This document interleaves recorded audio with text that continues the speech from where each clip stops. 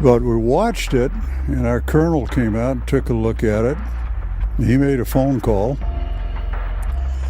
Pretty soon, 4 F-86D model Sabre jets came out, and they tried to get to the object.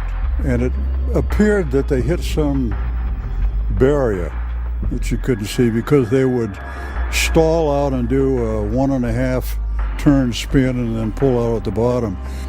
Flying saucer finally decided to leave and got very, very bright. And it was pretty difficult to look directly at it. But it rose straight up and it went through the overcast. Now, when it went through the overcast, there were 3 black rings that radiated from the flange of the craft and went from the flange of the craft all the way over the horizon with no sound at all. And what it looked like was somebody dropping a pebble in a glassy pool of water, and the rings were spreading out. In January of 2005, 5:24 in the evening, I was driving south on Interstate 25, south of Denver, and I see this black object coming up the road, above the road, in the sky. And I thought, that's curious, what is that? As I get close, as we close, I see that it is a solid object. I thought it might have been Canadian geese for a start. I thought it might have been a piece of plastic blown up in the breeze like a kite. But I could see it was a solid object. It was not affected by a breeze in any way. It was flying on a straight course. It looked black. It may have been some color, but because it was silhouetted against the sky, it looked very dark. It looked like a plank. It looked like a board, an oblong shape. It was bizarre. It had a couple of little bumps on the leading edge on one end. I thought, well, if it's just junk, that would be random, perhaps. It certainly wouldn't be symmetrical. And I looked out the other side, and sure enough, it had the identical bumps on the other side of the leading edge. So it was an anomalous object. Could I identify it? Heck no, I couldn't relate to it. It had no sweep back, no anhedral, no dihedral, didn't have any external power plants, no wings or no tail, empennage, flight control surfaces or probes. A search of the term Fastwalkers on the internet immediately reveals references that Fastwalker is a code name used by various government agencies to refer to UFOs, or, as they are sometimes called, non-referenced targets. Okay, that's holding pretty well. Craft that I recorded that did the 180-degree turn down on this portion of the screen, they're called Fastwalkers because of their speed. The whole episode took about a half a second to perform or less. We're talking milliseconds. And that kind of lets you know that it's not an Earth satellite that we're looking at because it's moving so fast. Plus the fact our satellites don't change direction 180 degrees without changing speed or 90 degrees. And I have seen many of the shadows go up and do a 90 degree right across the screen. And sometimes you'll see 3 or 4 objects in formation. It looks like formation flying, and one will branch off to the left and one will go to the right. Somebody coined the phrase fast walker, and it's appropriate.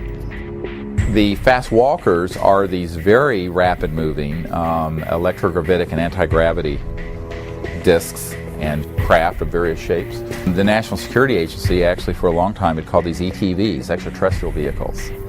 And from the military who have tracked these objects, and they've been called fast walkers because, as opposed to slow walkers, which are satellites, because they move at enormous speeds. For example, they've been tracked at going tens of thousands of miles per hour in the atmosphere and make a right-hand turn without decelerating. Well, you can't do that with a conventional system. You have to correct for gravity and mass inertia. And that's what these things are doing. So these have been tracked on dedicated and classified radar systems. Occasionally, people who are on an ordinary system will pick them up. Today, the internet is literally alive with websites that are filled with detailed reports, many of which include convincing videos and pictures of unknown crafts and alien-like creatures. I live in Phoenix, Arizona. I am a sky watcher, a UFO hunter. I have a website called seeingufos.com. I had an interest in UFOs my whole life, but officially got started on April 15th of 2004 when I walked my dog in the middle of the night, looked up in the sky and saw some strange lights. I've got over 200 UFO video clips on my website. I'm more interested in the day footage. Now, the day footage is completely different because that's harder to dismiss, so I would have to say every other month it seems like I'm catching something. And I go out every day, pretty much 6 days a week, a couple hours a day. You add all those hours up and that's a lot of time just to catch one thing for 20 seconds. But that's more than most people see in a lifetime, so I think that's better than nothing. Well, I'm involved in the political resolution of what we now call, I prefer to call the truth embargo that the government imposed on the facts regarding an extraterrestrial presence. That presence has been established, I think, many times over by the citizen science research that's been going on since the 40s.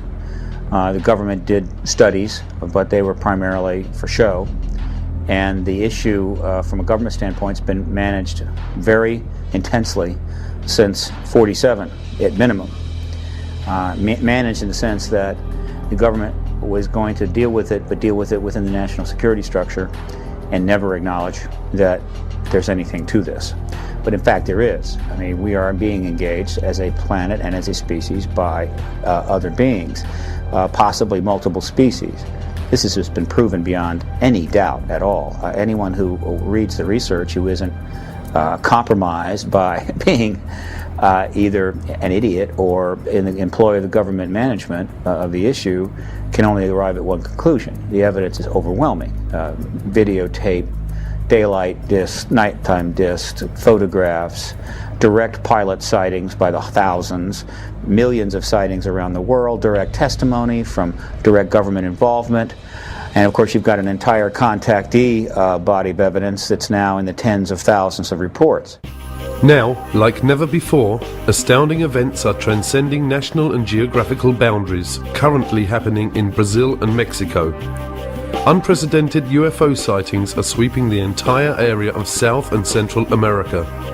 Does the key to understanding UFOs and aliens and their relationship with each of us lay in being able to simply perceive what is in a higher spectrum, like seeing the infrared range or other dimensional frequencies?